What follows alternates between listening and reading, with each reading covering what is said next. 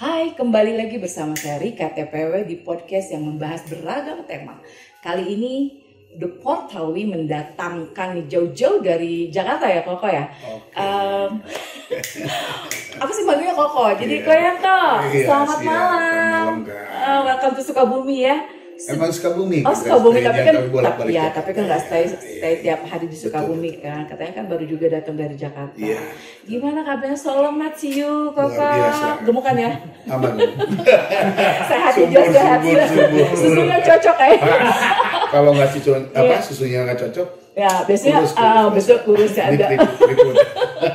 Koko aduh senang sekali nih bisa jumpa kembali dengan Koko. Yang saya tahu kan Koko ini kita sama-sama di organisasi yang sama ya Kok ya. Dan waktu itu di PP. Nah, brother juga? Brother enggak? Oh iya brother dong ya. Salah brother. Saya kan yang tahu saya nih. Koko kan ya selain di organisasi kan seorang pengusaha juga. Betul. Ya kan seorang wira swasta lah ya.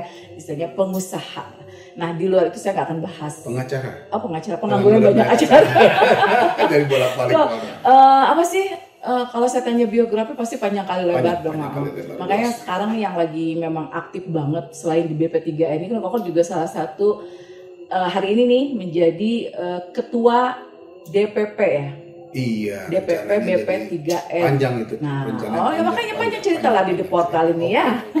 Oke, mau mulai dong. Apa sih kegiatan Koko sebelum di BP3 ini? Saya tuh bergabung di 5 perkumpulan Tionghoa juga. Oke, Sukabumi ya? Sukabumi khususnya. Dan Koko lahir di Sukabumi kan? Memang Sukabumi. Asli Sukabumi. Yes. Asli Sukabumi. Okay. Dan cinta Sukabumi. Wes cinta, sejuta cerita dong ya. Terus bahkan gini ya. Yang pertama saya tuh di Yongchun, memang Yongchun tuh perkumpulan warga Tionghoa, marga Yongchun. Jadi sekarang kan udah terbentuk 5 perkumpulan. Di Sukabumi itu termasuk INTI, PSMTI, HK gitu, Pucing, kita bergabung semua. Dan di INTI memang saya waktu itu sempat jadi sekretaris. Waktu yang lama, sekarang saya masih di Yongchun, akan tetapi ada yang beban lebih berat lagi nih dijalankan. Kemarin terpilih jadi ketua DPD BP3N Jabar. Iya, Jabar jadi pegang 24 Polres, 24 kota dan kabupaten. BP3N apa itu BP3N? Badan Penyuluhan Pencegahan Penyalahgunaan Narkoba. Badan Penyuluhan Pencegahan Penyalahgunaan Narkoba. Boleh dong nanya, apa bedanya dengan BNN? Itu kita setara, bahkan kita nginduk ke sana, pembina kita juga dari BNN. Seperti deputinya, kepala deputi penyuluhan, Brigjen Victor salah satu pembina kita. Gitu. Jadi bukan sayapnya BN, tapi lebih kepada satu ini ya, Enggak satu leading, mereka lahir duluan nih sebetulnya. Iya, BN lahir duluan. Kita dampingi sekarang, Jadi kurang lebih memang memberikan penyuluhan ataupun kerjasama masalah. Tupoksinya sama nggak sih dengan BNN? Kalau BNN kan kurang lebih sama, tapi beda di pemberantasan ya. Iya kan, BNN kan lebih ke pemberantasannya. Kalau kita memberikan penyuluhan, memberikan pencegahannya tuh melalui apa? Penyuluhan sekolah. Iya, lebih ke keep touch-nya mungkin jadinya itu ya. Terus tuh gimana tuh? Ada visi misi dari BP3 sendiri apa sih? Oh, luar biasa sebetulnya. Jadi ingin mengurangi pengguna narkoba di negeri ini sebetulnya. Tapi kan yang namanya mereka pemakai, pengguna juga nggak berhenti di situ aja. Iya. Cari cara lain. Iya, kalau selama pengedarnya masih banyak. Iya kan? Karena kehidupan di sana mewah katanya. Iya kan? Didapat satu ya, beda kita memberikan pencegahan ya silakan aja. Saya kadang berpikir seperti ini. Di sisi lain kita memberikan pencegahan, penyuluhan ya. Mereka di sisi lain juga memproduksi kan. Iya benar, makanya. Pengguna juga kan selalu, makanya kita ingatkan untuk apalagi yang masih mencari jati diri. Iya, anak-anak SMP, Kok SMA. Sebelum ke situ, visi misinya sendiri seperti apa sih visi misi dari mengurangi pengguna sebetulnya. Memberikan supaya masyarakat bisa berpikir. Ya, mengedukasi lah ya. Betul sekali. Jadi kalau kita udah menyentuh narkoba, tamat ibaratnya. Dari segala hal ya, dari segala sisi kehidupan, ya kan? Sisi kehidupan ya. Pengguna itu kan kebanyakan dia mencoba menikmati. Iya. Dan terbiasa. Tapi kalau udah yang ditakutkan tuh dari pengguna ke pengedar. Itu kita yang Mencegahnya di sana, pencegahannya bagaimana kita mengurangi, walaupun ya perangnya juga kan tahu sendiri, pengguna juga ingin mencoba terus sampai bandar pun menyiapkan segala macam dengan segala cara sekarang. Oke. Nah, kira-kira itu BP3N ini berdiri dari tahun berapa Kang? Ini kurang lebih 3 tahun sebelum pandemi ya. Oh, sebelum pandemi 2019-an, 2019 betul. Itu tercetus atau apa ya? Di sana ada delegasi dong, ada founder lah di balik ini kan. Itu apa sih ini mereka apa tiba-tiba gitu kok ya udah kita bikin. Nah, itu apa sih, seperti apa sih ceritanya? Nah, kronologinya atau riwayatnya BP3N? Saya baru diangkat tuh jujur aja 2022 yang lalu. Oke, 2022 2 tahun yang lalu. Dari teman-teman sebelumnya 3 tahun yang lalu mereka udah berdiri dulu. Itu yang pertama itu di Jakarta. Di mana? Di Sukabumi justru lahirnya. Oh, BP3 di Sukabumi. Luar biasa. Jadi tapi mereka merekrut orang-orang yang di Jakarta, Bandung, segala macam, termasuk orang-orang yang petinggi juga. Apa sih maunya gitu? Terus saya miris banget melihat anak muda waktu itu ya, pengguna dari SMP mulai merokok, penggunaan lem. Jadi berawal dari obrolan santai akhirnya ya dibentuklah itu gitu kan dari orang-orang di luar Sukabumi itu. Saya tahu persisnya itu saat saya diundang dan dicalonkan DPD Jabar waktu itu. Sampai 6 kali datang. 6 kali. Ke Sukabumi. Iya, Mau nggak? Saya pikir ngapain sih? Udah sibukin diri juga lah. Bisa, saya banyak organisasi juga. Dicoba lagi. Ditanya lagi, miris nggak melihat negeri ini? Kalau terjun di narkoba semua, masa depannya nggak ada. Pengguna semua berpikir juga, kalau sekali waktu gitu, ada nyangkut ke saudara kita, teman-teman kita yang jatuh ke narkoba gitu. Oke, saya ambil. Tapi apa dulu nih? Jadi panjang lebar waktu itu sampai saya tarik teman-teman saya sendiri, mulai teman-teman. Rika masih manggung soalnya panggil Rika. Kalau tahu Rika sekarang kan udah dipanggil, ikut saya. Iya, aku pernah lihat postingannya salah satu orang anggota itu yang Bro Mamen itu tuh yang si huru hara. Aku bilang, nih nggak ajak gue nih gitu. Lu di mana gitu? Itu yang paling militan. Iya, makanya. Itu paling militan buat saya. Makanya kan sempat begitu mau pelantikan, mulailah di mana-mana dipajang. Ini siapa kok? Bro Yanto nih. Mulai dari Kota Sukabumi semua udah tahu. Bro, selamat. Iya, saya bilang. Yang 2 Juni 2000. Dan itu sudah ada berapa udah ada cabang? Jadi kita tuh Sukabumi itu pusat gitu. Maksudnya DPP kebetulan dari Sukabumi ya, tapi kebetulan juga kantor di sini DPP. Oh, DPP itu. Nah, kita merekrut sampai ke Bali kemarin sudah buka DPD, DKI, Jawa Timur, tapi Jabar kita patut dibanggakan. Dibanggakan apa? Anak tertua. Yang pelantikan pertama kita loh. Oh gitu. Iya. Jadi barometer ukurnya di sana. Barometer mereka. Bahkan saya ngerekrut teman-teman saya yang Bali itu teman saya. Yang DKI, yang Bali David Sandro, teman saya Jakarta buka DKI di Bali. Yang satu lagi sekarang Andri Pajana. Nah, Andri Jana itu yang pegang DKI. Nah, mungkin kebetulan sih ini juga lagi ngeri-ngeri sedap nih kan. Ngeri sedap. Iya, saya dari DPD katanya tiba-tiba ada surat langsung suruh naik ke DPP. Jadi megang seluruh Indonesia. Jadi BP3 ini udah skupnya udah nasional. Udah nasional ya. Dan sudah ada di berapa provinsi berarti untuk DPD? 6 DPP. DPD dong. Iya. Kan? Kalau DPC sih Depok masuk ke kita, Bogor juga udah 2. Mau masuk Cianjur. Sekarang teman-teman udah mulai mau nih. Kau jujur nih ya, jujur. Untuk merekrut anggota BP3, ada nggak sih salah satu di anggota di BP3 Sukabumi ini khususnya yang pernah memakai atau dia menjadi bagian dari testimoni, ya kan? Ada cerita seru lagi. Bentar. Curiga nih. Ya minum kok.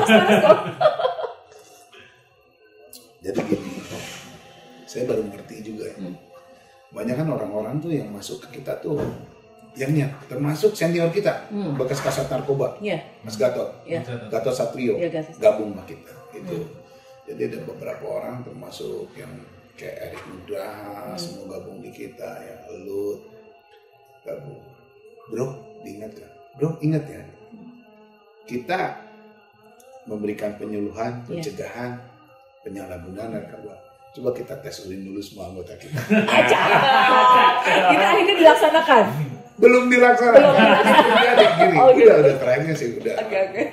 Tapi ini cerita lama. Ada beberapa orang yang saya curigai memang saya nggak usah sebut nama dan nggak usah sebut di mana dia seorang pekerja petinggi, punya kedudukan. Oke, 2 orang. Saya agak curiga. Tiba-tiba kasat dari Polres Sukabumi telepon, bro, bang, di mana Sukabumi? Coba bang ke Polres, ada apa? Ini sorry nih, katanya ada anggota abang yang ketangkep. Aduh, saya bilang, ini nggak salah nih sekali. Punya cerita ternyata, yang saya curigai selama ini betul. Adalah dia. Cuma saya bilang gini aja, saya mau bantu dia. Apapun yang terjadi saya bantu, mungkin dia kan asalnya pengguna juga, saya nggak tahu, karena saya nggak mungkin, yuk tes urin dulu masuk sini, nggak mungkin. Ya, kita sama-sama melaksanakan tes urin pun, sama-sama memberikan penyuluhan, sama-sama menerima penyuluhan pun bareng. Iya, bareng-bareng. Ya akhirnya ya ada beberapa orang sih, 2 orang saya keluarkan dari anggota, anggota keanggotaan dikeluarkan, dan memang polisi juga bantu ke rehab juga. Ini selain ini juga kita ada rehab, ada rehabnya. Selain BP3N ada rehab juga. Sebelum ke rehab, syarat apa sih pengen bisa jadi masuk BP3N, jadi anggota BP3N? Ada nggak syaratnya? Gampang. Apa? Yang penting ya, mau nggak memberikan penyuluhan, mau nggak diberikan penyuluhan, dan memang kita tekad kita bantu yuk saudara-saudara kita yang jadi ada dari sisi kemanusiaannya ya, harus, yang memang benar-benar harus punya nurani lah ibaratnya untuk mau. Kalau kita nggak punya nurani susah. Iya, benar. Sulit. Jadi balik lagi kita kan, saya ngelihatnya kan, ini gimana nih, darurat narkoba. Iya, benar. Nah, kita kan selalu ingin memberikan say no to drug, say no to drug. Makanya yang 5 begini. Apa tuh artinya? BP3, tolak. Oh, jadi tambahnya gini. Iya, katakan tidak dengan. Oh iya, aku pernah lihat di mana ya? Katakan tidak dengan. Terus ada nggak sih program yang sudah dijalankan oleh BP3N? Sudah banyak sekali. Program seperti apa di antaranya? Kita kerjasama dengan DMI. apa? Dakwah Masjid Indonesia. Dakwah Masjid Indonesia. Di Sukabumi khususnya. Seperti apa? Sosialisasi memberikan penyuluhan di masjid-masjid. Oh, ke masjid-masjid. Ke masjid juga? Kita turun ke masjid. Oke. Udah beberapa masjid di sini, termasuk dengan Pak siapa yang ketua DMI itu turun juga. Dari orang-orang kita. Jadi memang setiap hari Selasa atau di masjid mana nih kita. Jadi sudah ada jadwalnya ya. Ada jadwal. Kita pakai slide, memberikan penyuluhan, sampai tanya jawab juga. Memberikan pengertian gimana masyarakat yang buta dengan narkoba, buta penanganan hukum.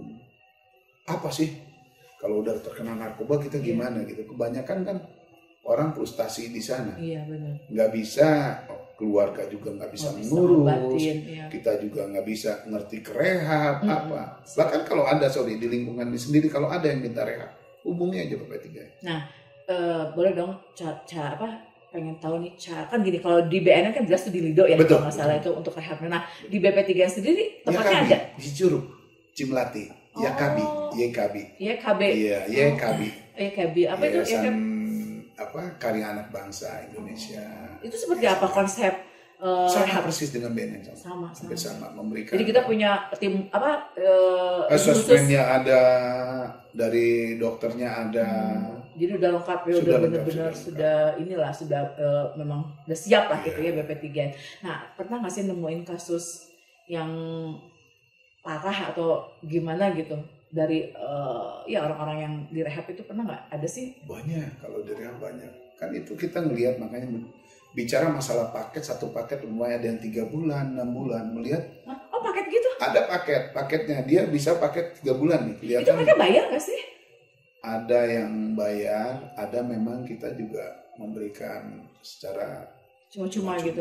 Bantu. Nah, perbedaan yang bayar sama yang cuma-cuma itu apa? Apakah dilihat dari kesulitan? Oh, kesulitan dari ekonomi aja. Lebih ke. Sekarang gini, saya mau direhab tapi saya nggak mampu. Ada pernah juga yang minta gitu.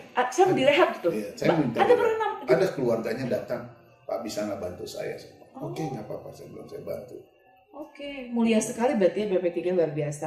Ya kabinnya yang mulia nih. Iya, BP3 kan bagian dari ini kan gitu kan. Nah, kok itu kan cuma-cuma dengan yang bayar. Nah, dari sekian ini perbandingannya berapa banyak tingkat, berarti kan kita lihat perekonomian dong. Betul, ya. Tingkat kesulitan dari apa sih yang bukan peserta, mungkin pasien. Malah disebutnya residen. Residen. Istilahnya residen. Jadi pemakai yang direhab itu namanya residen. Nah, berapa banyak residen yang sudah ini sama YKB ini? Kalau YKB ini udah ratusan mungkin ya. Wow. Ratusan. Jadi, setiap bulannya? Iya. Jadi memang ada kerjasama dengan Polres tempat. Kita bicara terlalu jauh nih. Iya. Saya programnya belum diselesaikan. Nggak apa-apa, nanti mundur lagi. Jadi tadi balik lagi buat penyuluhannya. Kita dari masjid-masjid, terus satu kebanggaan juga gereja juga kita udah. Sekolah juga udah mulai, termasuk DPC Bogor tuh udah mulai. Dari DPC Bogor tuh udah termasuk ke IPB katanya. Berarti kalau sekolah berarti masuknya ke ini ya jurusan BP ya, iya kan? Iya betul. Kan jadinya di situ penyuluhan kita, sosialisasi. Bahkan yang terbesar saat ini tanggal 30 sekarang nih di CAPA, kerjasama dengan CAPA. Tapi sebelumnya patut dibanggakan saya terakhir berterima kasih kepada Dirjen Bima Yoga yang Kapolda Pusdikter dengan wakilnya. Kolonel Teddy, yang sekarang kebetulan Kolonel Teddy udah Lemanas, Dirjen Bima Yoga juga udah Majen, jadi Asintel Kasat. Mereka mengizinkan kita memberikan penyuluhan di Pusdikter Bandung. Biasa ya. Berarti memang ini sudah mulai BP3 sudah mulai apa namanya itu membuka sayap. Terus tadi ke programnya selain sosialisasi apa lagi?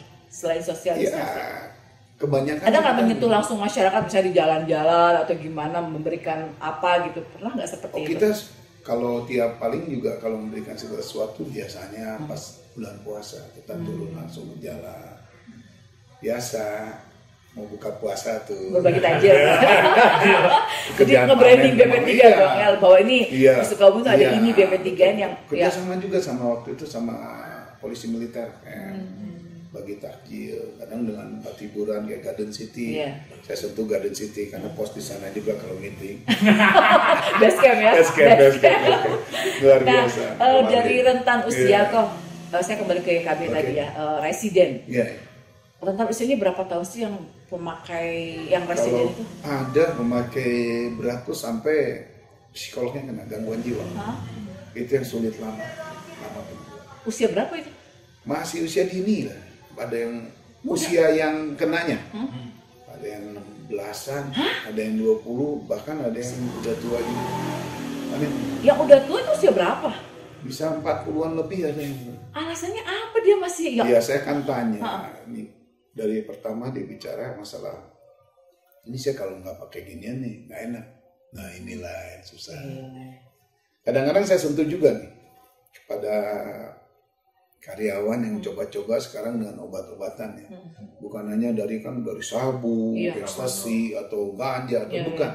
Kebanyakan dari karyawan sekarang karyawati yang saya lihat karyawan dan karyawati. Menggunakan obat-obatan kayak murah itu tramadol. Dan itu dijual bebas. Dijual bebas tuh. Fungsinya untuk apa tramadol?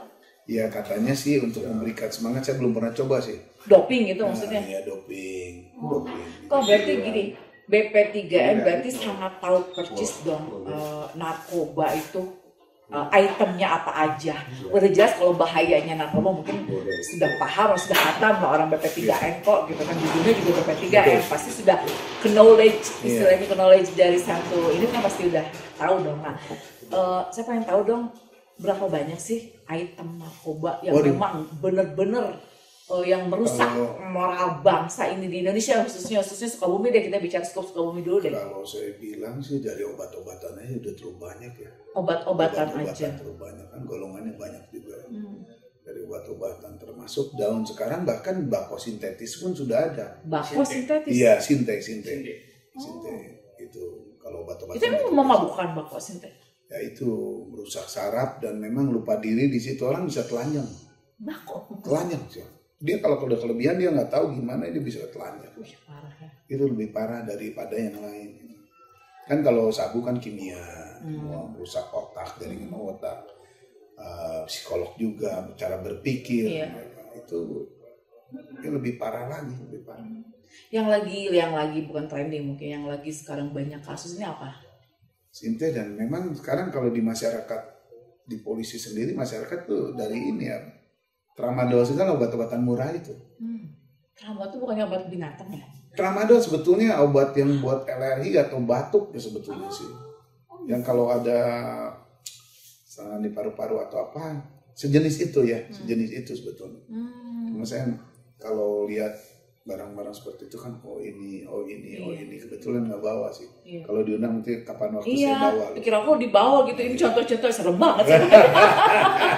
Tapi jadi kena ini rajit aja. Ini kebetulan cuma temuin doang, ketemu Rika udah lama juga. Iya, makanya. Gitu. Dan pas tahu bahwa, Koko sekarang sudah ada di BPN. Makanya itu menarik buat saya kok. Jadi menarik kenapa? Saya bilang, ini apa bedanya dengan BNN kan gitu cerita awalnya. Nah kembali lagi ke laptop Koko.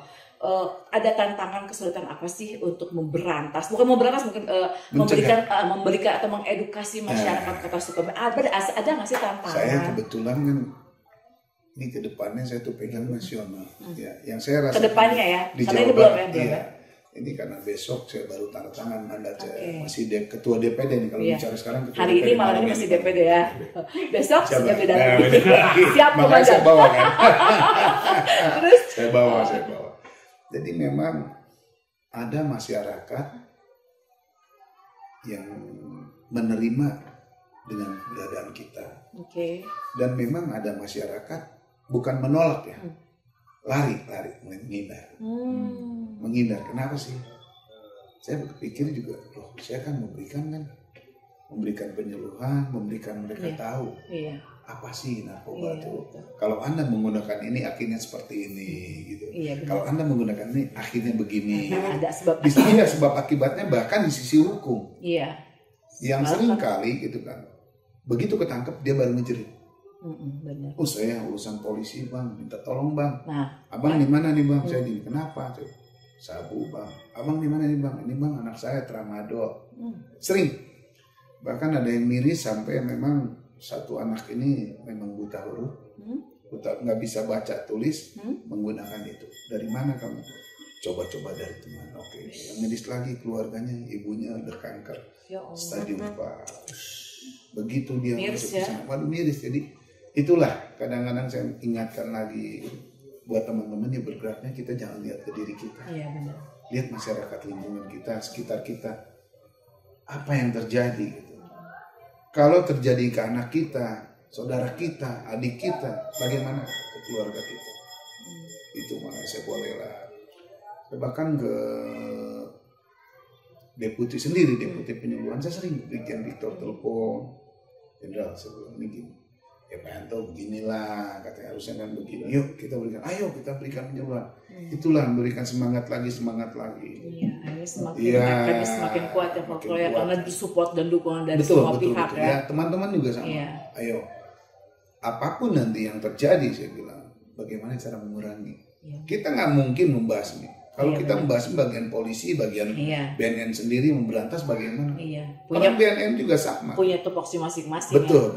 Hanya kita membantu apa sih? Memberikan penyuluhan, keterangan ke masyarakat. Jangan gitu. Bahkan program dengan BNN sendiri waktu itu ada Desa Bersinar. Bersinar. Seperti apa itu? Desa Bersih Narkoba. Desa Bersinar. Ya, bukan berarti di desa itu nggak ada bandar, nggak ada apa-apa. Bukan. Bagaimana giat masyarakat sendiri terhadap narkoba, mereka memberikan bantuan ke kita. Ayo, diingatkan kembali. Kalau ada yang mengguna, kasih tahu kita. atau kasih tahu polisi secara berita atau bagaimana. Kita bukan mau nangkap atau apa, bukan. Tapi lebih mengedukasi masyarakat supaya mereka juga mengenal. Kebanyakan pengguna narkoba yang pemula nggak tahu arti narkoba. Bahayanya, dampak yang didapat nggak tahu. Itulah. Jadi mereka tahu setelah kejadian. Oh gini nih ternyata gitu. Kalau kita kan dulu kan nikmati, oh ya nikmat gitu, jadi stop gitu. Gitu. Iya, tapi kalau yang coba-coba kan coba. Nah ini yang bahaya. Yang pertama dia coba tuh larinya akhirnya akhlak. Iya. Kenapa? Dari moral ya. Moralnya, akhlaknya. Terjadi kan saya lihat anak SD dan rokok mulainya kan dari rokok, coba-coba dari rokok. Coba obat-obatan, ini lebih enak lu ngeplay. Dapat dunia sendiri, itulah yang disebut. Oh ada nggak sih nemu kasus apa sih yang dulu pernah viral juga lem? Apa sih? Banyak sekali itu. Lem tuh ya ngelem disebut. Ada nggak? Emang sampai bisa jadi seorang residen? Tadi residen kan? Residen betul, bisa kita bahas. Ngelem. Lem tuh bahaya. Jaringan otak yang kena lem tuh lebih lemot dari biasa yang dimakan gitu. Oh pantasnya jadi kayak pada on gitu ya? Cengok gitu. Cengok. Padahal cuma lem dong. Bahan komposisi dari lem itu sendiri emang membahayakan gitu. Membahayakan. Sebetulnya kan bukan buat diisep, itu buat sepatu, buat merapatkan gitu. Tapi itu ada kok. Pernah kejadian. Kita berapa kali residen tuh ada yang dari ngelem. Nah ini juga ada di yayasan kita. Kemarin sudah keluar rasanya itu. Itu kena sampai terganggu. Akhirnya dibawa keluarganya, merusak barang-barang di rumah apa. Dari ngelem? Dari ngelem. Kenapa sih? Kadang ngomong sendiri gitu, udah ngomong sendiri. Halusinasi gitu ya? Iya, seolah-olah ada bisikan kata dia, saya ngobrol sama orang. Ini saya lagi ngobrol sama orang gitu. Kalau bicara, kok bisa begini sih? Kadang-kadang saya bicara lagi dokter ini gimana? Dari otak gitu. Jadi saking sering, apapun yang keseringan kurang baik. Iya benar. Dosis jadi ya. Seru banget ya ngobrol ini. Maksudnya gini loh, saya pribadi sebagai podcaster di sini sangat belum memahami awam lah ya terhadap apa itu narkoba. Karena kan itu tadi kok bisa aja kita misalnya kalau kita lagi kumpul nih, lagi kongko minum ternyata dicampurin apa gitu itu kan. Ada. Kalau yang memang juga, itu balik lagi teman-teman kita ngeliat temennya. Circle pertemanan ya. Dari pertemanan tuh saya nemuin kasus juga ada yang seperti itu. Dari mana kamu ngomong? Saya nggak tahu, minuman bir saya dicampur nih. Kok tiba-tiba saya begini gini. Terus lama-lama, loh kok kamu nggak berhenti kenapa? Ya lama-lama, kok birnya lain deh. Saya di tempat lain dan teman lain. Ya ini nanya, berlanjut. Itu balik lagi ke pribadi kita. Mau nggak kita terjun di situ? Kalau udah tahu lain, udah jangan. Saya bahkan terakhir waktu 2 Juni pas pelantikan, saya sampaikan juga ke media di YouTube juga nanti kalau sekali-kali buka pelantikan BP3M DPD Jabar keluar semua. Tapi kalau di PP kedepannya Rika kan udah digabung kita. Bagian dari ya. BP3M. Siap. Karena saya punya orang-orang yang. Makanya selain saya nge-podcast, kalau saya juga mengedukasi diri saya nge-brainwash. Betul. Bahwa seperti apa nih knowledge dari BP3M ini ya kan. Oh ternyata selain dari sisi kemanusiaan nurani yang kita, yang misalnya modalnya nurani, tapi lebih kepada bagaimana cara menangani ini. Nah itu tadi ada penyuluhannya, ada kan dan lain sebagainya. Nah berarti sama juga memberantas ya, cuma dengan cara yang lain, betul nggak? Kalau disebut memberantas kan memberantas betul, tapi dengan cara yang lain kita kan lebih kepada touch kepada setiap ini kan kalau BNN langsung tangkap itu gitu. Iya kan kayak gitu kan beda tupoksinya beda mungkin ya. Cuma tetap tujuan utamanya dan memberantas. Tapi sekarang juga seluruh kebanyakan sih dari polres polsek udah kerjasama dengan kita dengan yayasan. Jadi memang kalau sudah ditangkap ini DPO nih. Nah, ini udah bukan DPO lagi, udah ditangkap. Gitu. Ini kita dapat residen. Tolong gimana gitu pesan. Jadi lihat sisi berat enggaknya. Ini juga bijaksananya dari kepolisian seperti itu. Oh ini harus direhab. Kita orang rehab dihubungi, kita ke sana ngambil, bawa ke tempat kita. Sudah MOU ya, sudah menjadi bagian dari luar biasa sama juga. BNN pun sama gitu. Bahkan BNN lebihnya tuh memang turun secara langsung dan kita bicara ke kita, PKSM pun ada. Ini gimana nih? Terus kadang-kadang kalau orang-orang polres, Bang, Ini bang dapat nih bang 3. Ya gimana? Apa nih? Sama dong bang, kasihan. Jadi memang polisi juga kerja nggak seperti dulu lagi. Kalau saya bicara seperti dulu kan, kebanyakan mereka lanjut langsung diam di dalam, di lembaga pemasyarakatan. Kalau sekarang lebih kepada sosialisasinya lebih besar, berpikir tentang ini anak mau dibawa kemana? Gitu. Iya, apalagi di bawah umur ya. Iya, di bawah umur kemajuan. Loh ini bisa direhab, bisa diperbaiki gitu. Gak kurang-kurang tiap hari juga polisi tuh nangkep. Tiap hari? Hampir ada aja. Ada aja. Itu Sukabumi ya? Sukabumi. Sama saya kan karena keliling sampai 24 Polres. Iya. Purwakarta, ke Makassar, ke Bandung, kemana. Bahkan salah satu yang selalu support saya tuh dari Dirnarkoba Polda Jabar. Pak Manalu juga dari Ibu Dininya, KBP Dini. Selalu itu support saya. Ada kesulitan apa Pak, gimana Pak, gitu. Jadi memang perkembangannya sinergi jadinya. Sinergi memberikan Pak ini kesini loh. Bahkan pergantian dari pejabat-pejabat pun dulu selalu beritahu ini nanti pindah ke sini loh Pak, hubungi begini, jadi kita enak di Jabar ya. Estafet ini ya. Betul. Kakak, Wasidik kebetulan itu. Kakak pernah nggak nemuin residen ternyata dia apa sih penjual apa? Pengedar. Pengedar. Nah, ini ada cerita. Pernah nggak? Gitu? Ada. Jadi saya sekali waktu tuh diminta tolong, ini cerita betul-betul terjadi. Diminta tolong, ada satu orang telepon. Bro bantu bro, teman gue kena di mana di Jakarta, bukan wilayah saya nih, saya telepon DPP, Jabar sama juga bisa masuk sana. Oh iya, saya kontak orang saya ke sana, orang yang dibawa, dinegokan dari polisi yang taunya pemakai berat sabu. Wis, pemakai berat. Pemakai berat karena disebut berat, bukan sekali 2 kali ketangkepnya. Oh, alah, udah residivis dong. Udah residivis di Polda segala udah tahu semua, bawalah ke kita. Pertamanya baik-baik aja, baik-baik saja. Ini kejadian memang benar-benar terjadi, baik-baik saja dia pakai dia apa. Sampai ada waktu luang buat keluar gitu. Saya minta dong keluar seminggu sekali. Keluarganya sudah baik, yayasan pun oke. Keluar. Saya nggak tahu ambil barang paket apa. Waktu itu ngambil makanan, memang diperiksa makanan. Cuma memang juga setelah ada paket yang langsung ke dia, kita buka nggak tahu bagaimana caranya, udah lihat udah masuk. Berapa bulan kemudian saat kita kan ada razia juga di rehab, kita buka kamar, suruh keluar semua, kamar diperiksa semua. Bulan ketiga tuh kita curiga ada bom, alat-alat sabu. Ini bisa lolos ke situ kan? Loh kok ini bisa lolos? Laporan ke saya, Pak ini nemuin. Coba tahan dulu, saya bilang dia. Kamu dapat barang dari mana? Dari anak-anak menekan si residen ini. Dia cerita lah, saya keluar sebetulnya beli juga. Kamu makainya di mana?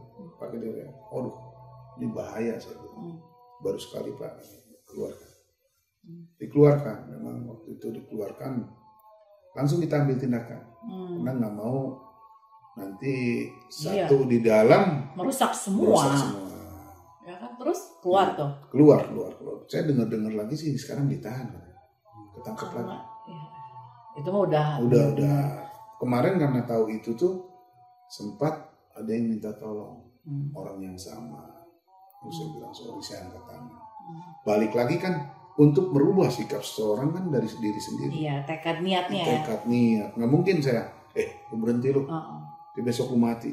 Waduh jangan. Kayak hal kecil aja rokok ya kan. Rokok kalau rokok udah dia nyandu rokok, suruh berhenti gimana pun. Ada saya cerita. Bukan dari rokok aja, dari minuman. Teman saya yang satu brengsek itu udah berhenti minum. Tapi ngedenger gitu ada sempen, saya mau coba gitu. Nah seperti itu. Itu gue pengen cobain nih, nggak enak nih kalau denger sempen. Tadi kesini tuh begitu. Masih mau kayak begitu, katanya udah berhenti. Kalau minum sakit katanya. Tapi dengar begitu bunyi. Ketua bawa apa? Itu ada sempen. Saya sakit di kepala, dia sembuh nih kayaknya. Saya tadinya mau buka sempen di sini. Akan kesana ini salah satu contoh kecil Iya, aja iya. gitu. Ini memang harus terbuka ya, dalam artian gini, untuk mengedukasi masyarakat kan kita nggak boleh munafik, kita harus terbuka benar-benar gitu kan. Gini loh, kadang-kadang sugesti ya. kalau seumpamanya seorang orang tua ya lihat anaknya kena, dia dua pikiran, satu urusannya dengan hukum, kedua mau nggak mengubah anak ini. Kalau anaknya memang satu-satunya, bahkan saya ngalami itu, saya cuma ceritakan waktu itu, tolong rehat masih ada waktu. Wah ini nggak bisa nih, saya nanti jerat hukum gini. Saya keluar dari polisi, oke bisa, polisi bisa bantu. Kalau anak ini dibiarkan tanpa ada pengobatan, kita tahu nggak gunakannya kapan? Tahu nggak dia pegang barang apa? Akhirnya, saya ingat seseorang tuh meninggal. Itu sebelum saya pegang jabatan ini. Jadi pilihan ya Pak ya, semua itu kembali ke pilihan. Pilihan pribadi, kita mau sentuh nggak gitu, menyentuh ini coba-coba, tapi dampaknya seperti itu atau tidak sama sekali. Makanya say no to drug. Say no to drug. Katakan tidak. Gitu. Iya, katakan tidak dia bukan dengan saya kan. Kalau buat enggak. Ini apa namanya, pernah nggak sih, kan geng motor lagi marak ya di Sukabumi ya khususnya. Kemarin saya sudah nge-podcast juga tuh salah satu si Bro Huruhan. Ya kan dia pemberantas geng motor juga bagian dari itu. Nah, untuk Koko sendiri nih di BP3N pernah nggak sih masuk ke dunia geng motor, apa sosialisasi kah atau apalah gitu kan, menyentuh mereka gitu? Karena saya tahu mereka pasti didorong dengan adrenalin mereka yang gila-gilanya pasti didorong dengan itu. Nah, betul nggak sih? Ya kan? Betul. Nah, pernah nggak sih menyentuh itu? Yang ketangkap dari geng motor, saya kerjasama juga dengan polisi. Kenapa? Pasti dia gunakan. Iya kan? Secara langsung keberanian ataupun apa, dia didorongnya pakai itu. Didopingnya pakai obat-obatan. Saya pernah menyentuh mereka juga. Bahkan memang ada program kita untuk mengumpulkan undangan, memberikan. Nah itu waktu itu kerjasama dengan Pak Wali Kota. Waktu Pak Wali Kota, oke boleh katanya. Kita juga dengan Polres. Boleh nggak kalau seperti ini? Tapi memang karena waktu ya sekarang apalagi pilkada. Iya. Kedepannya kita seperti itu. Iya. Itu tugas Rika juga. Oh siap. Oh iya. Ini kan tadi bicara program ke belakang ya. Iya. Tadi bicara malam ini saya masih di DPD. DPD. Besok saya sudah tanda tangan. Andai kata nih besok lusa Koko udah jadi syah di DPP. Iya. Program apa yang akan Koko? Satu, mungkin saya sudah punya tugas kan 1 tahun ini 10 DPD harus terbentuk. Oke, 10 DPD harus terbentuk. Iya, termasuk nanti di seluruh Indonesia ya? Seluruh Indonesia dulu karena ada 26 provinsi. Oke.